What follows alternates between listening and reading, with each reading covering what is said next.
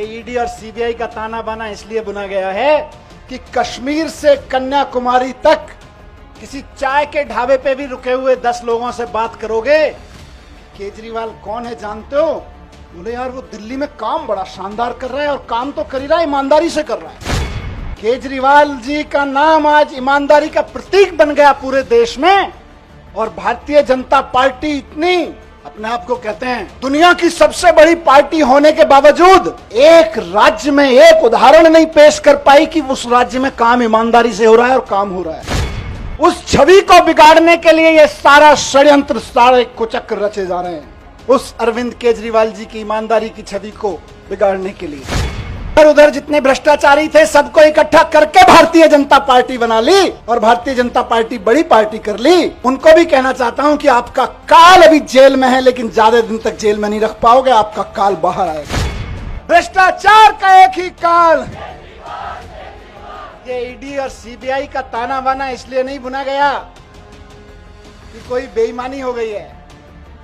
ये ईडी और सीबीआई का ताना बाना इसलिए बुना गया है कि कश्मीर से कन्याकुमारी तक किसी चाय के ढाबे पे भी रुके हुए 10 लोगों से बात करोगे, केजरीवाल कौन है जानते हो? बोले यार वो दिल्ली में काम बड़ा शानदार कर रहा है और काम तो कर ही रहा है, ईमानदारी से कर रहा है। केजरीवाल जी का नाम आज ईमानदारी का प्रतीक बन गया पूरे देश में। और भारतीय जनता पार्टी इतनी अपने आप को कहते हैं दुनिया की सबसे बड़ी पार्टी होने के बावजूद एक राज्य में एक उदाहरण नहीं पेश कर पाई कि उस राज्य में काम ईमानदारी से हो रहा है और काम हो रहा है।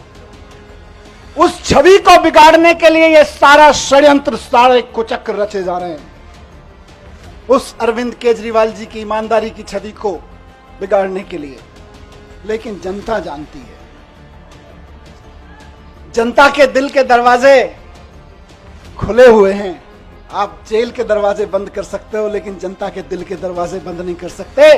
जनता के दिलों में आज भी वही नारा गूंज रहा है पिछले 10 साल से।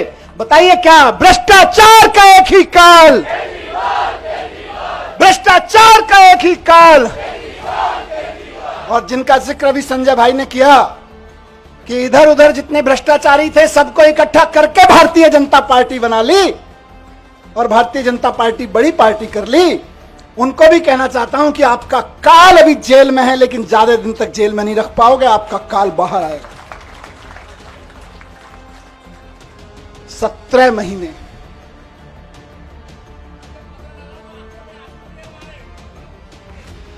ये आंसुओं, इन आंसुओं ने मुझे ताकत दी है 17 महीने जेल में।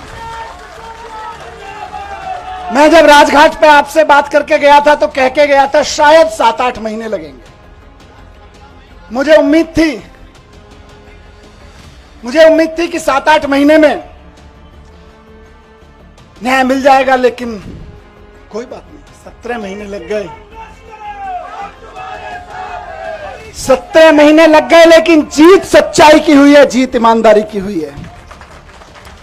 इसीलिए कहते हैं कि भगवान के घर पे देर है लेकिन अंधेर नहीं है। भगवान के घर पे देर हो सकती है लेकिन अंधेर नहीं हो सकती है। इनकी तो बड़ी कोशिशें करी इन्होंने, संजय भाई के ऊपर, मेरे ऊपर, अरविंद जी के ऊपर, पार्टी के और नेताओं के ऊपर।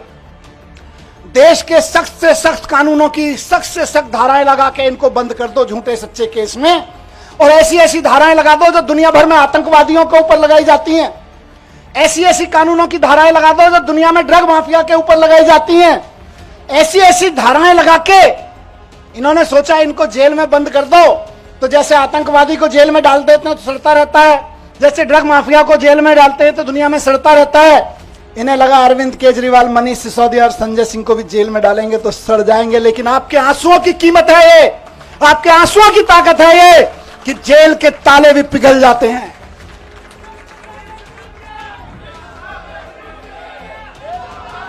एक ही चीज कहूंगा, कल सुबह मैं बैठा था कि सारी दुनिया की सारी बुरी ताकतें भी इकट्ठी हो जाए ना, तो जो सच्चाई के रास्ते पे चलता है उसका साथ भगवान देता है, उसका साथ भगवान जरूर देता है।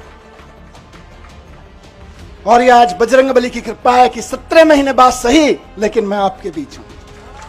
और अभी गया मैं बजरंग बली के मंदिर में, पंडित जी ने आशीर्वाद दिया। वहां जो पंडित जी मौजूद होते हैं वही बजरंग बली जी के वाणी बोल रहे होते हैं। उन्होंने बजरंग बली जी की वाणी से आशीर्वाद दिया कि विजयी भव, सफल भव। मैंने कहा जी एक ही सफलता का मंत्र है, दिल्ली के एक एक बच्चे के लिए शानदार स्कूल बना के देने हैं, यही हमारी सफलता है। और इसके लिए मैं कल से कह रहा था अपने साथियों से, हम तो रथ के घोड़े हैं, हमारा असली सारथी अभी जेल में बंद है, वो भी बाहर आ जाएगा। फिर उसके बाद हमको तो जहां हकेंगे हम हकेंगे, लेकिन हमारा असली सारथी अभी जेल में बंद है और जेल के ताले टूटेंगे, बहुत जल्दी छूट के आ जाएंगे। बहुत कृपा है अरविंद जी के ऊपर बजरंग बली की। आपको याद है ना, लंबे समय से बहुत सारे लोग साथ हैं, कितने शुगर का पेशेंट होने के बावजूद कितना लंबा लंबा फास्ट किया, केवल बजरंग बली जी की कृपा से। तमाम तरह के आरोप, इतने इतने आरोप लगाए झूठे झूठे, बच गए, निकल के आ गए केवल अरविंद जी बजरंग बली जी की कृपा से। और मैं समझता हूं भगवान की कृपा, बजरंग बली जी की कृपा हम पर कल हुई बाबा साहब के दिए हुए संविधान की बदौलत। बाबा साहब ने, जब ये मुकदमे की सुनवाई चल रही थी, मैं बहुत ध्यान से सुन रहा था, पढ़ रहा था, पूरी डिटेल ले रहा था वकील साहबों से। बाबा साहब ने 75 साल पहले, करीब 75 साल पहले अंदाजा लगा लिया था कि कभी कभी ऐसा भी होगा, हम लोकतंत्र का संविधान बना रहे हैं, लेकिन कभी कभी ऐसा भी होगा कि इस देश में तानाशाही ताकतें आके आतंकवादियों और ड्रग माफियाओं पर लगाए जाने वाले कानून को आम आदमी के ऊपर लगाएंगे, व्यापारियों के ऊपर लगाएंगे, विपक्षियों के ऊपर लगाएंगे। तो उस वक्त उन व्यापारियों को, उन आम आदमियों को, उन विपक्षियों को कौन बचाएगा? तो बाबा साहब ने पहले ही लाइन जोड़ दी थी, संविधान बचाएगा। यही भगवान की कृपा है। कौन बचाएगा उनको जब तानाशाह सरकार अपना जुल्म करेगी, एजेंसियों का दुरुपयोग, कानूनों का दुरुपयोग करेगी, जेलों का दुरुपयोग करेगी, तो कौन बचाएगा? 75 साल पहले उस महान शख्सियत ने लिख दिया था कि मैं ऐसा संविधान दे रहा हूं कि तुमको संविधान बचाएगा। आज हम संविधान के बदौलत खड़े, संविधान की ताकत से यहां पे खड़े हैं। आज मैं शुक्रगुजार हूं देश के संविधान का, बाबा साहब का, और साथ साथ बहुत विनम्र निवेदन के साथ में माननीय सुप्रीम कोर्ट का, बहुत विनम्र सम्मान के साथ में माननीय सुप्रीम कोर्ट ने संविधान की दी हुई ताकत का इस्तेमाल करते हुए कल तानाशाही को कुचला, तानाशाही को कल गलत ठहराया। और माननीय सुप्रीम कोर्ट के साथ साथ मैं बहुत तहे दिल से शुक्रगुजार हूं उन वकीलों का जो पिछले 1.5 साल से, 17-18 महीने से, और बल्कि उससे पहले से भी पूरी लड़ाई लड़ रहे हैं,